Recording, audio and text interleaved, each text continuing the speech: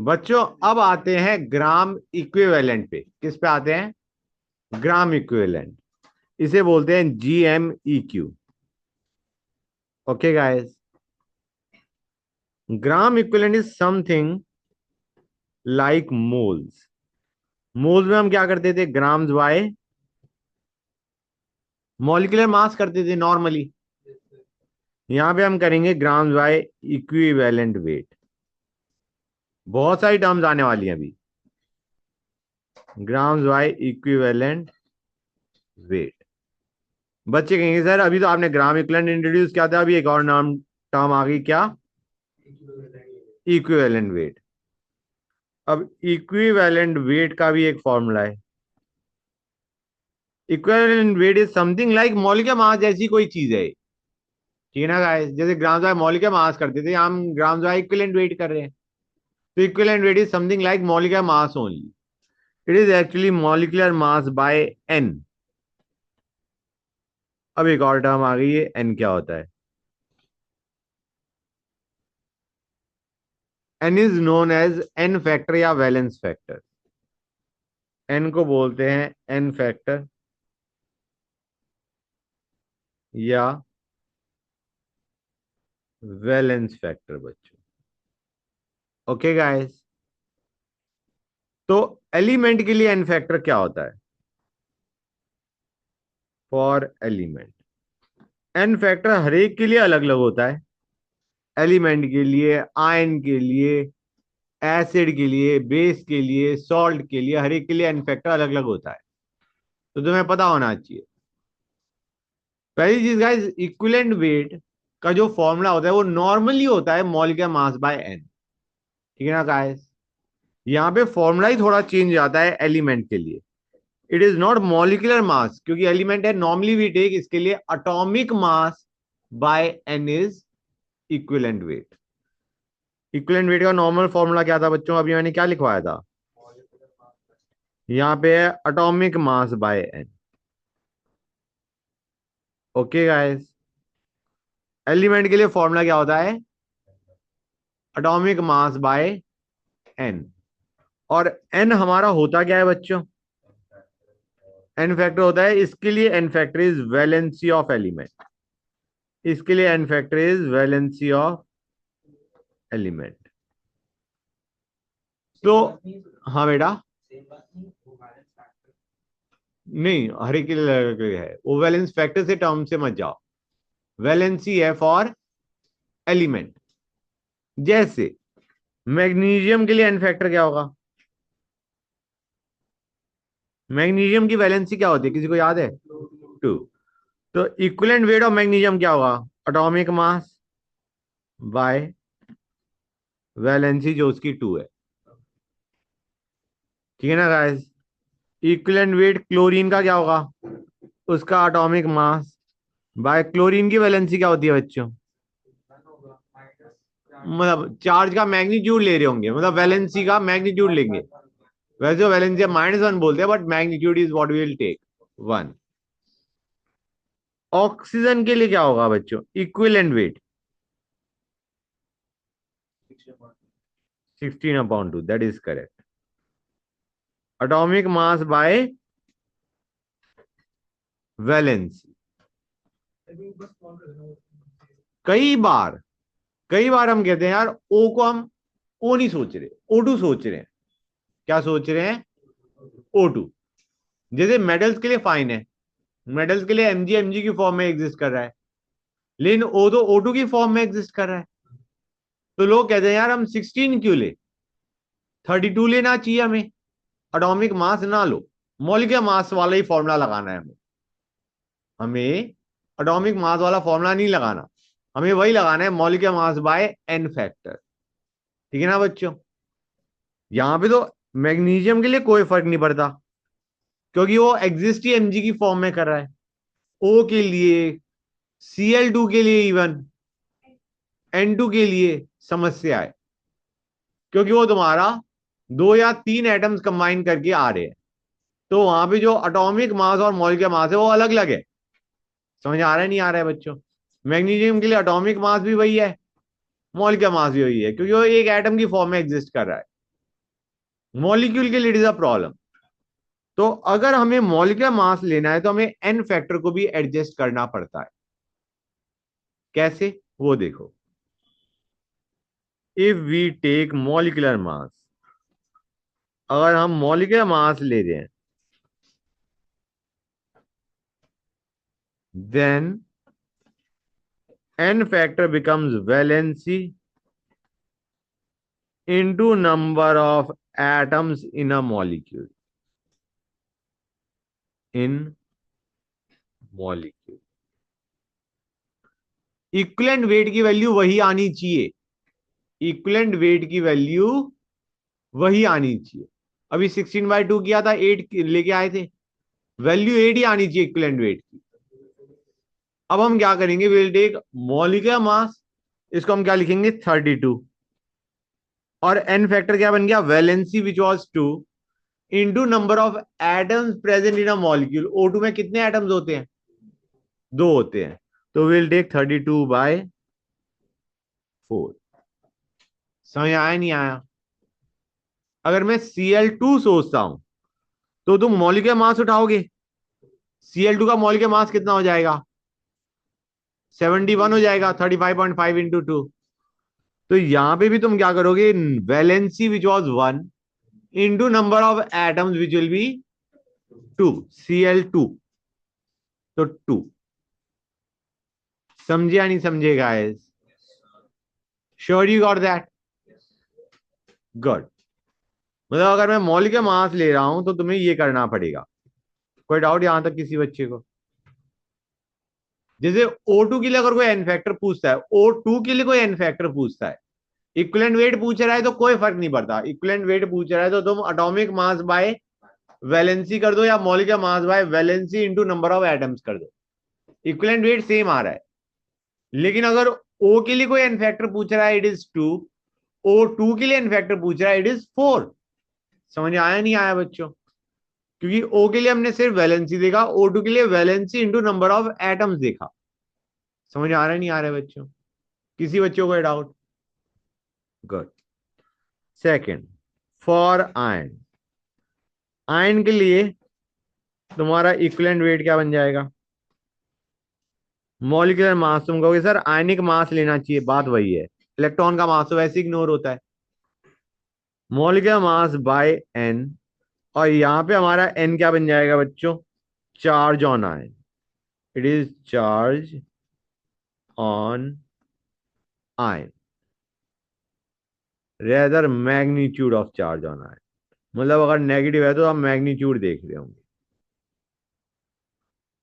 अब देखो guys, equivalent weight तुम्हें Cl- का चाहिए। Guys chlorine was different, Cl- is different. Chlorine was a element, Cl- is a ion. Cl के लिए वैलेंसी ले रहे थे हम, यहां पे हम चार्ज ऑन आयन लेंगे, ये बात अलग है, दोनों में ही 1 आ रहा है, but they both are different. समझिए गाइस, यहां भी मैं 35.5/1 करूंगा, लेकिन ये जो 1 है that is the charge on the ion. समझ गए गाइस? क्लियर हो गया? O2- क्या करोगे बच्चों, एटॉमिक मास, मतलब जो भी उसका मास है O का, by charge which will be again 2। वहां पे वैलेंसी ले रहे थे, यहां पे चार्ज ऑन आयन ले रहे। गेटिंग द आइडिया और नॉट गाइस? Al3+, क्या करोगे बच्चों, charge on ion which is 3। CO3 2-, carbonate के लिए क्या करोगे बच्चों, CO3 का मास कितना होगा 60, बाय चार्ज विच इज 2। समझ आ रहा है नहीं आ रहा है बच्चों?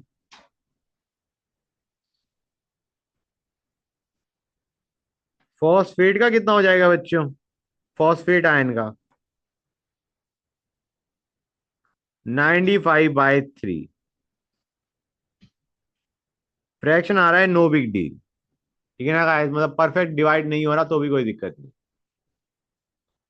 अब आते हैं थर्ड, हमने एलिमेंट देख लिया, आयन देख लिया। फॉर एसिड, फॉर एसिड बच्चों। और गाइस एसिड के लिए, बेस के लिए, सॉल्ट्स के लिए हमारा फॉर्मूला वही चलेगा, molecular mass by N is equivalent weight. N is the important thing, N is what matters. N कैसे निकालोगे एसिड के लिए? N for a acid is basicity of acid, basicity of acid. ये क्या होता है बच्चों? एसिड का तुम्हें पता है, it loses H plus ion या it releases H plus ion in water. जैसे H C L H plus release कर रहा है, H N O three H plus release कर रहा है, H two S O four H plus release कर रहा है, H three P O four H plus release कर रहा है। तो basicity of acid is the number of H plus ion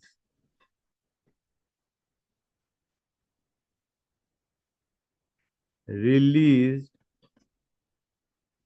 by acid in aqueous solution। समझ आया नहीं आया बच्चों? That is N factor for a acid. तो HCl कितने H प्लस रिलीज करता है बच्चों? एक। N factor will be one. Equivalent weight will be molecular mass by one. H2SO4 के लिए एन फैक्टर क्या आ जाएगा?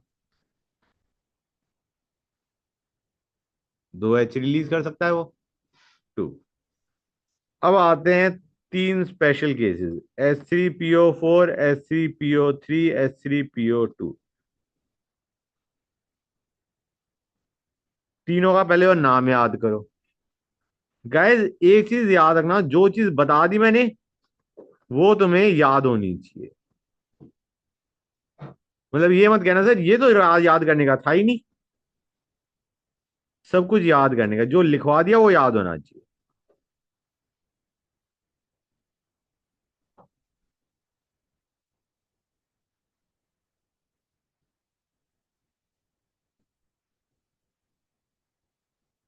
क्लियर है यहां तक बच्चों?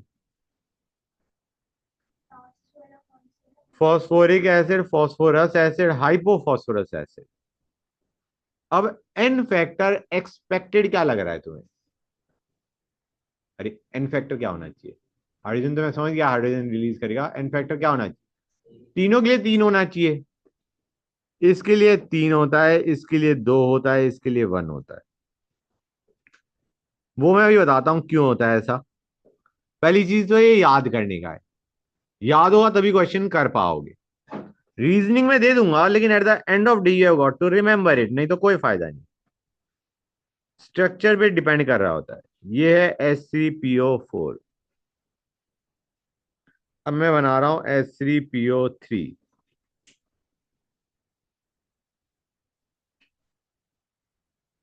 और अब मैं आता हूं H3PO2 पे।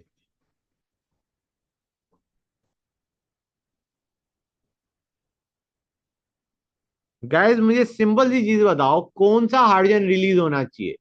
हाइड्रोजन जिस पे प्लस जेल चार्ज ज्यादा है या जिस पे प्लस जेल चार्ज कम है? प्लस जेल तो पता ही नहीं होगा, कोई बात नहीं। ये बताओ मुझे, हाइड्रोजन पे पॉजिटिव चार्ज अगर आ रहा है, देखो इलेक्ट्रोनेगेटिव एटम, तुम्हें पता है नॉन मेटल्स के इलेक्ट्रॉन खींचने की टेंडेंसी होती है, ये तो पता होगा ना।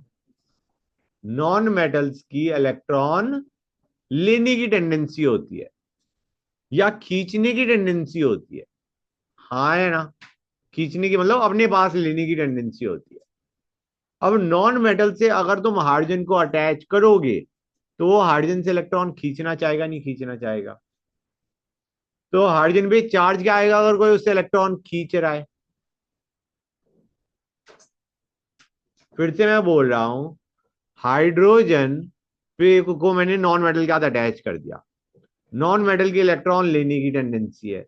अगर वो हाइड्रोजन से इलेक्ट्रॉन लेना चाह रहा है तो हाइड्रोजन पे चार्ज क्या आना चाहिए, पॉजिटिव या नेगेटिव? पॉजिटिव आना चाहिए ना।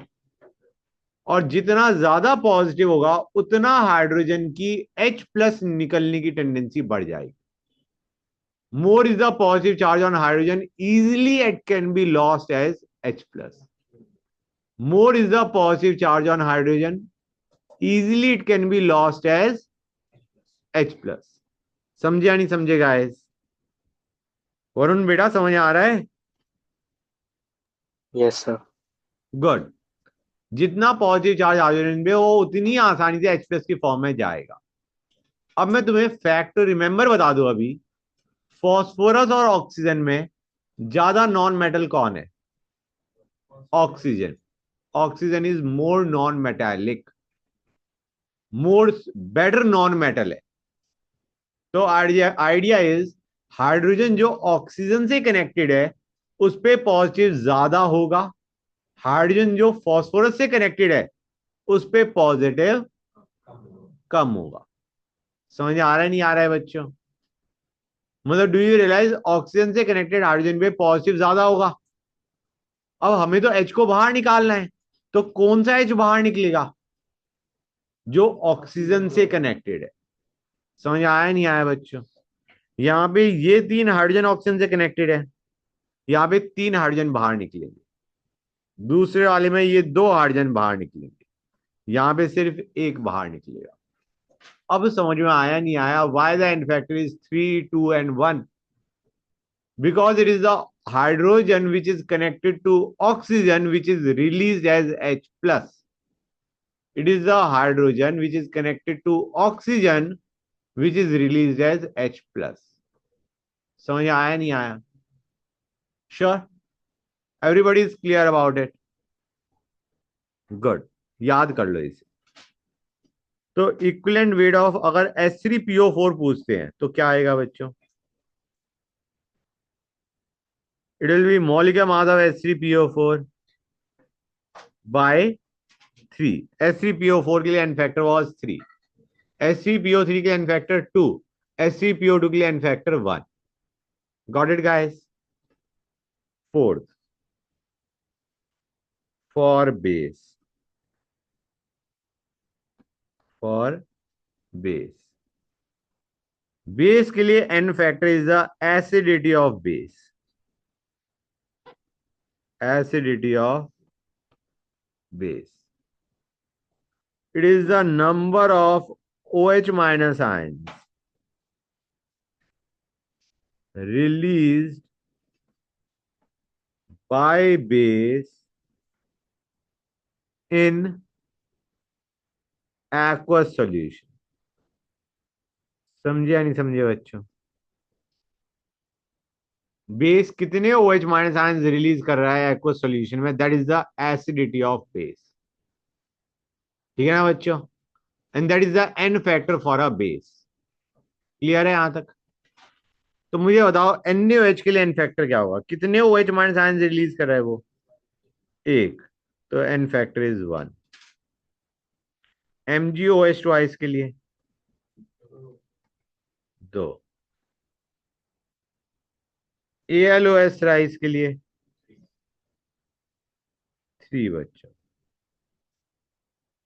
समझे या नहीं समझे guys?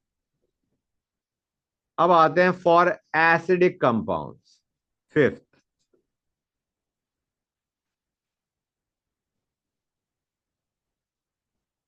For acidic compounds, acidic compounds में आते क्या है? तुम्हारे नॉन मेटल के जो ऑक्साइड्स होते हैं ना वो होते हैं एसिडिक। नॉन मेटल के ऑक्साइड्स आर एसिडिक। ठीक है बच्चों? Example CO2, SO2, SO3, these are acidic oxides. इनका इनफैक्टर चाहिए मुझे, कैसे निकालोगे गाइस? इसका जो स्टैंडर्ड तरीका है वो है, देखो गाइस एसिडिक है ये, एसिड तो है नहीं, इसके पास H प्लस तो है नहीं अभी देने के लिए, हाँ है ना? लेकिन एसिडिक कंपाउंड को डिफाइन कैसे करते हो? They don't have H plus but they react with base to give salt and water. हाँ, न्यूट्रलाइजेशन ये करते हैं। एसिड जैसे बेस के साथ रिएक्ट करके सॉल्ट और वाटर देते हैं, सिमिलरली एसिडिक ऑक्साइड्स भी बेस के साथ रिएक्ट करके सॉल्ट और वाटर देते हैं। समझ में आया नहीं आया? गुड। तो हम क्या कहेंगे, चेक करो ये कितने OH माइनस, बेस का मतलब है OH माइनस, चेक करो ये कितने OH माइनस आयन के साथ रिएक्ट कर रहा है. That is the N factor for acidic compound. It is the number of OH minus ion it reacts with. It reacts with. जितने OH माइनस आयंस के साथ ये रिएक्ट कर रहा है that is the N factor of acidic compound. कितने OH minus ion के साथ इसने रिएक्ट करा. हाँ बेटा, the number of OH minus ions it reacts with that is the N factor for acidic compound. कर लिया नोट. ऑलराइट. तो मुझे जरा रिएक्शन में बताओ, मैं NaOH ले लूं बेस में, OH माइनस आयंस के साथ रिएक्ट करवा रहे हो. Let me take NaOH. Product क्या बनता है बच्चों को, ये बताएगा मुझे. ये हमारा एसिडिक कंपाउंड है, ये हमने बेस के साथ रिएक्ट करा, क्या देगा.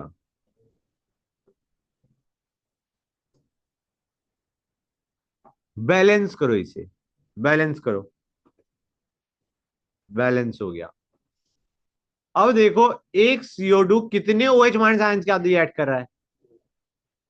2 OH माइनस आयंस के साथ रिएक्ट कर रहा है. हाँ है ना.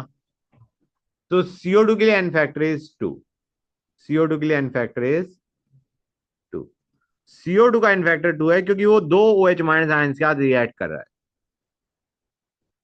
SO2 के लिए बताओ बच्चों क्या होगा, क्या बनाएगा ये मत कह देना Na2SO4 बनाएगा. Na2SO3 बनाएगा.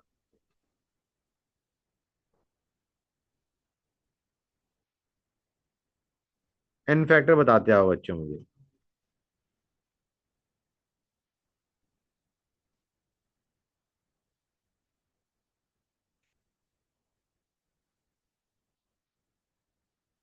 और इसके लिए एन फैक्टर क्या होगा.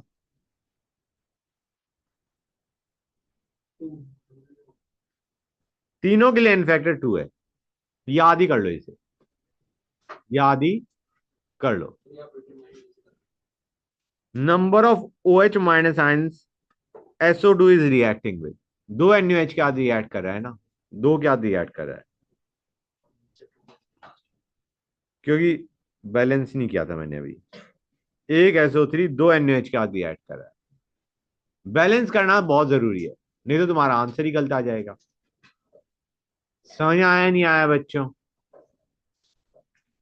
ये मैं बार बार NaOH क्यों ले रहा हूं. MgOH चॉइस ने कोई दिक्कत करी हुई है नहीं, लेकिन उसमें गलती होने का चांस बढ़ जाएगा. कैसे बताता हूं.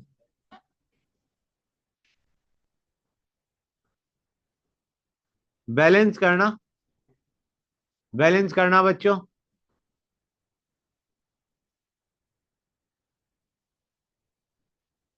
बैलेंस करो गाइस. बैलेंस्ड है, बैलेंस्ड है ऑलरेडी. अब तुम कहोगे एक SO3 कितने OH माइनस आयंस के साथ रिएक्ट कर रहा है. 2 के साथ. आइडिया इज MgOH चॉइस का तो एक है, लेकिन OH माइनस आयंस काउंट करोगे तो वो 2 ही है. समझ आ रहा है नहीं आ रहा है बच्चों. इसीलिए मैंने NaOH के साथ बार बार किया ताकि ये चीज भूल ना जाओ कि OH माइनस आयंस देखने हमें, ना कि NaOH या MgOH चॉइस.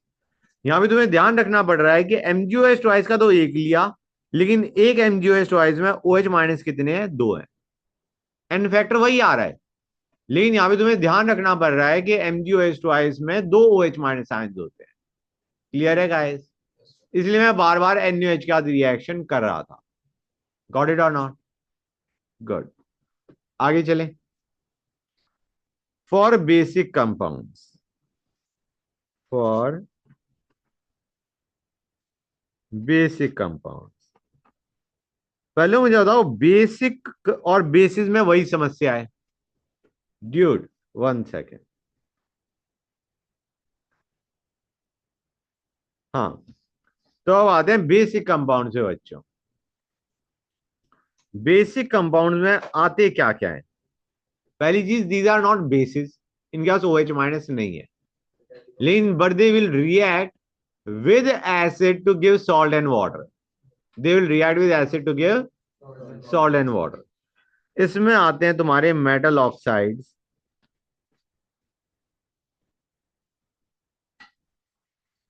मेटल कार्बोनेट्स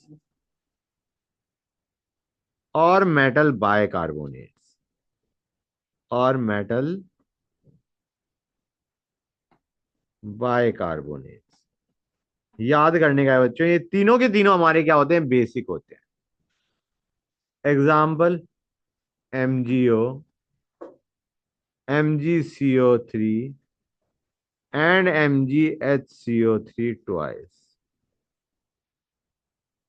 ठीक है बच्चों, तो यहां पे इन्फेक्टर क्या होगा, it is the number of H plus ions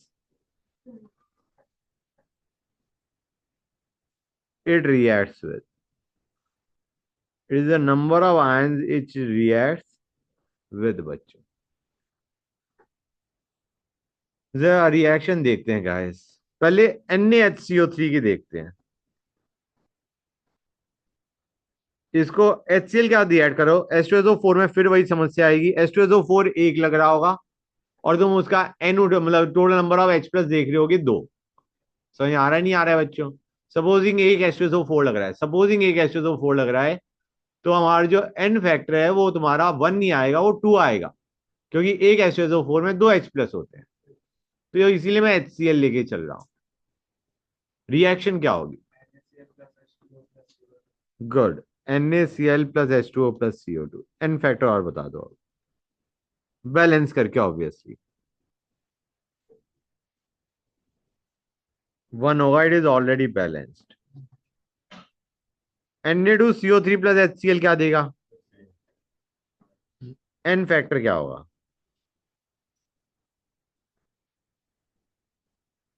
यहां पे एन फैक्टर 2 आ जाएगा। समझ आ रहा है नहीं आ रहा है बच्चों? यहां पे एन फैक्टर 2 आ जाएगा। MgCO3 लोगे तो क्या बनेगा,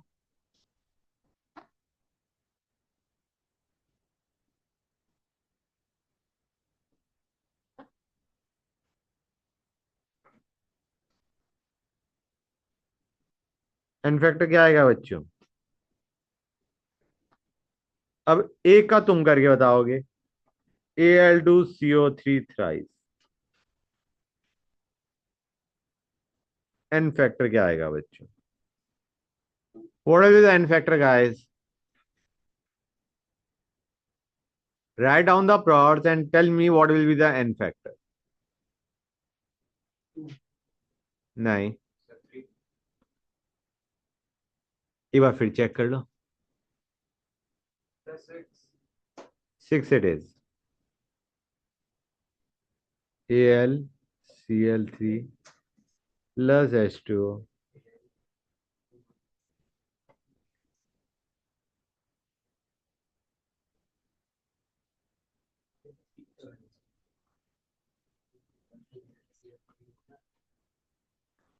n factor is going to be 6।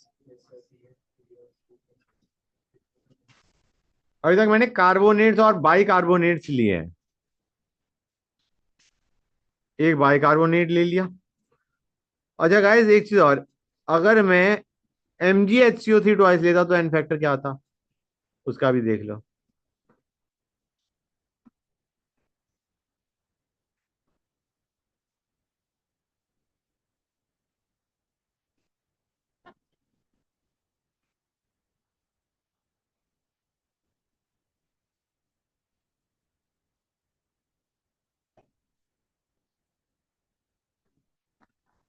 2 आता। मतलब तुम ये नहीं कह सकते कि कार्बोनेट का हमेशा 2 होगा या बाई कार्बोनेट का 1 होगा, उस हिसाब से नहीं जा सकते। It depends on the metal also, it depends on the compound basically. MgO के लिए एन फैक्टर क्या आएगा,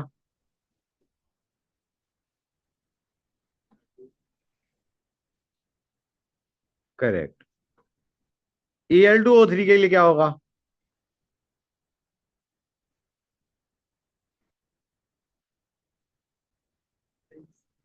it will B 6, good, it will B 6। समझ में आया नहीं आया बच्चों? अब आते हैं last one, for salts, n factor for salts. Salts में याद रखो बच्चों, सॉल्ट्स तो वो भी थे जो अभी हमने पढ़े हैं, ये carbonate, bicarbonate, oxide, they are also salts, but they are basic salts. मतलब ये जो सॉल्ट्स का फॉर्मूला है ये जर्नल सॉल्ट्स के लिए चलेगा, ये बेसिक सॉल्ट्स के लिए भी चलेगा और न्यूट्रल सॉल्ट्स के लिए भी चलेगा। जो मैं सॉल्ट्स का फॉर्मूला बताने वाला हूं वो दोनों के लिए चलेगा, neutral salts as well as basic salts. Clear और नॉट? हाँ, मतलब ये जो मैंने अभी सॉल्व करे हैं उनके लिए भी ये चलेगा, ये वाला फॉर्मूला जो मैं अब बताने जा रहा हूँ। सॉल्व के लिए क्या होता है बच्चों, ध्यान से देखो। 1 second guys, just give me a sec बच्चों। हाँ, तो बच्चों मैं सॉल्व के बारे में बता रहा था। गाइस सॉल्व के लिए N factor is the total positive और negative charge on its ions. It is the total positive या negative charge on its ions. Ion बनाओ उसके और देखो टोटल पॉजिटिव या टोटल नेगेटिव चार्ज कितना आ रहा है उसके आयंस पे। पॉजिटिव देख लो या नेगेटिव देख लो, क्योंकि ओवरऑल मॉलिक्यूल न्यूट्रल है, तो जितना पॉजिटिव होगा उतना ही नेगेटिव होगा। Example AlCl3। पहला हमने क्या लिया बच्चों, AlCl3। AlCl3 में ब्रेक करो इसे आयन में, क्या बनाएगा बच्चों, और 3Cl-।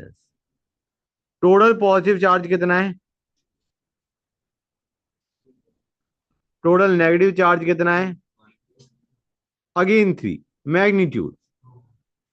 तो n factor for AlCl3 is 3 बच्चों।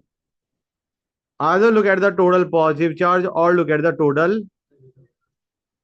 negative charge बच्चों। MgSO4, कोई भी देख लो, पॉजिटिव देख लो या नेगेटिव देख लो।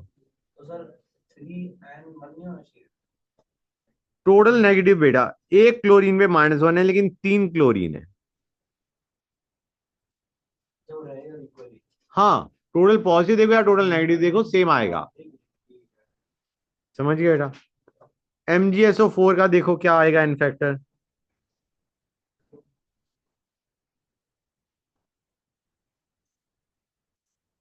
Al2SO4 थ्राइस का इन फैक्टर बताओ बच्चों।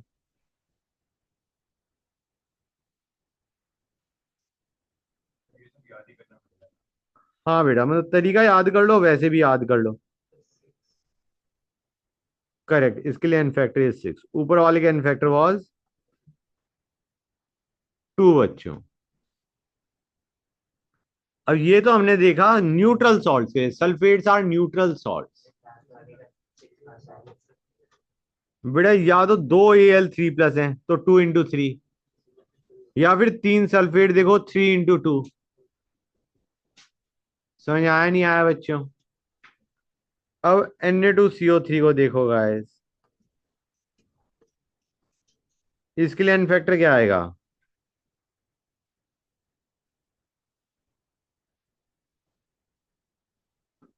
इनफैक्टर क्या आएगा बच्चों,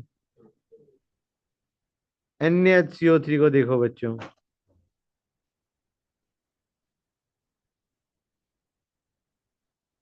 NaHCO3 is Na plus and HCO3 minus।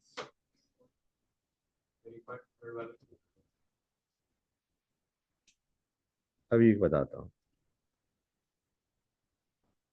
बेटा, टोटल पॉजिटिव या टोटल नेगेटिव देखना है। टोटल पॉजिटिव क्या होगा, एल्यूमिनियम में +3 है लेकिन 2 एल्यूमिनियम है बेटा, तो +3 × 2 6। अब समझ में आ रहा है?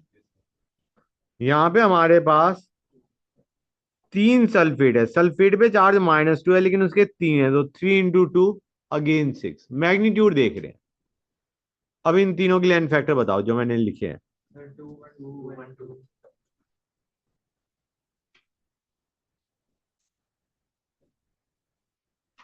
N factor is 2, n factor is 1, n factor is 2 बच्चों। Al2O3 के लिए एन फैक्टर क्या होगा?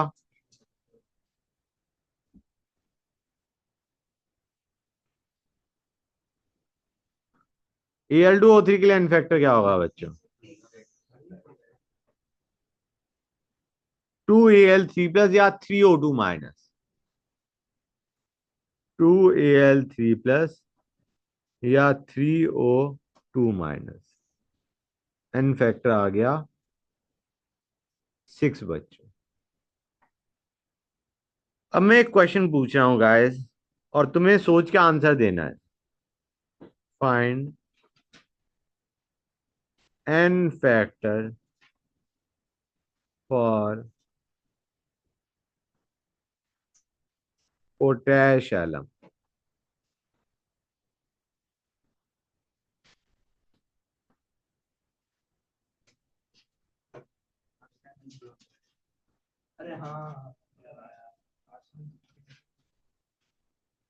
इसके लिए एन फैक्टर बताओ बच्चों। Tell me the N factor for potash alum. सोचो और बताओ। H2O को कितने बच्चों ने स्प्लिट कर दिया? H2O को तो स्प्लिट नहीं कराना, या कर दिया? कुछ तो किया था, 56 आया बस। नहीं, 8 इज करेक्ट। करेक्ट है। 8 करेक्ट है। टोटल पॉजिटिव या total negative charge on the ions formed. भाई आयंस कौन से बनेंगे गाइस? आयंस बनेंगे 2K+ प्लस सल्फेट। हाँ बेटा, इट इज मतलब it has very less tendency to give H+ plus 2Al3+ plus 3 sulphate. Total positive देख लो 8, या टोटल नेगेटिव देख लो अगेन 8। और अगर कोई इक्विवेलेंट पूछ ले, इक्विवेलेंट वेट, तो मॉलिक्यूलर मास अपॉन 8। समझे या नहीं समझेगा? अच्छा एक और चीज बच्चों, अनदर इंपॉर्टेंट थिंग क्वेश्चन, हमें पूछा गया है find n factor for H3PO4 in given reaction. एक पर्टिकुलर रिएक्शन में एन फैक्टर पूछा है, एक पर्टिकुलर रिएक्शन में एन फैक्टर पूछा है। हम कहेंगे H3PO4 का एन फैक्टर हमें पता है 3 है ना? लेकिन गाइस H3PO4 को मैं एक काम करता हूं, बेस के साथ ऐड करता हूं। तुमने जो एन फैक्टर 3 देखा है वो यहां पे देखा है, इस रिएक्शन के लिए एन फैक्टर 3 देखा है। क्यों? क्योंकि उसने तीनों के तीनों H लूज करके ये बना दिया। लेकिन अगर मैं NaOH लेता हूं कम, मैंने NaOH लिए कम और सिर्फ 2 ही H लूज हुए,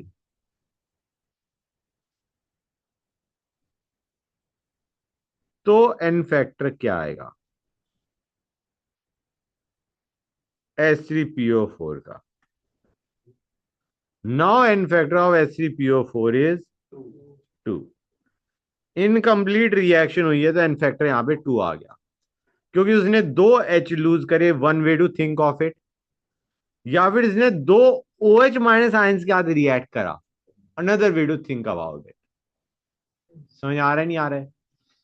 या तो ये कह दो इसने 3 H के बजाय 2 H लूज करे, या फिर तुम कह दो 2 OH- आयंस के साथ रिएक्ट करा instead of 3 OH- ions.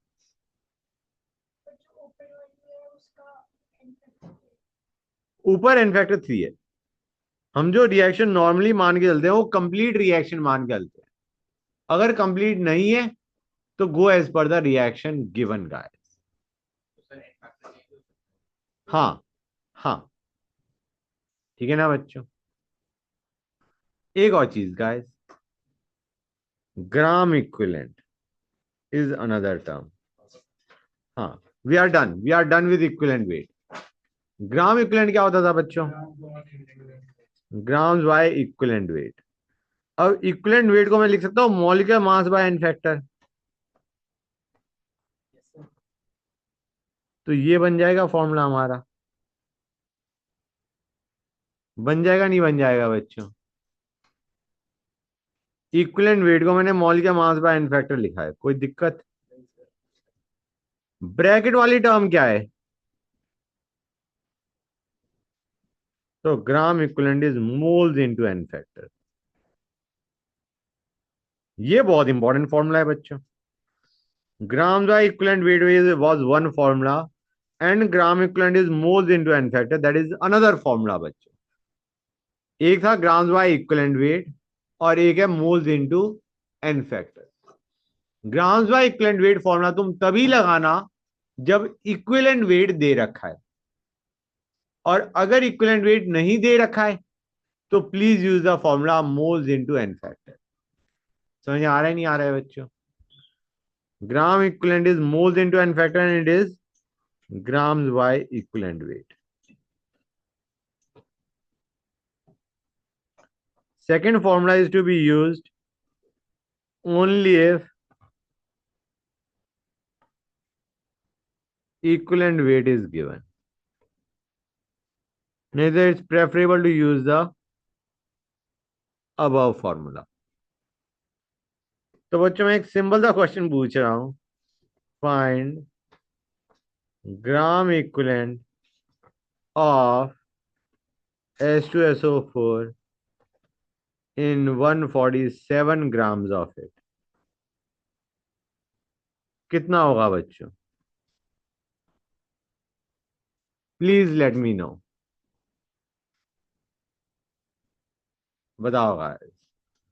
Find gram equivalent of H2SO4 in 147 grams of it.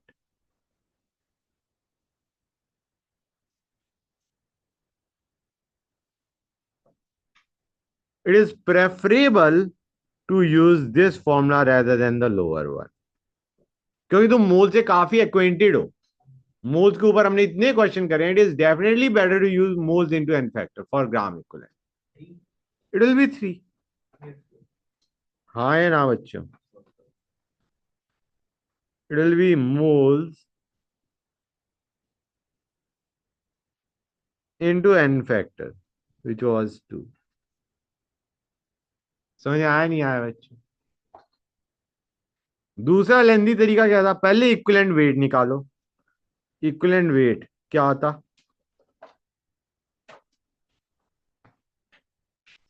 Equivalent weight तुम्हारा आता molecular mass which is 98 by 2,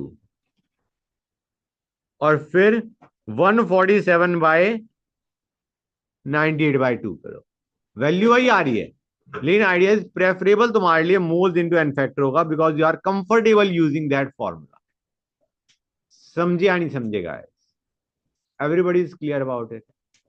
किसी बच्चे को कोई भी डाउट? ग्रेट।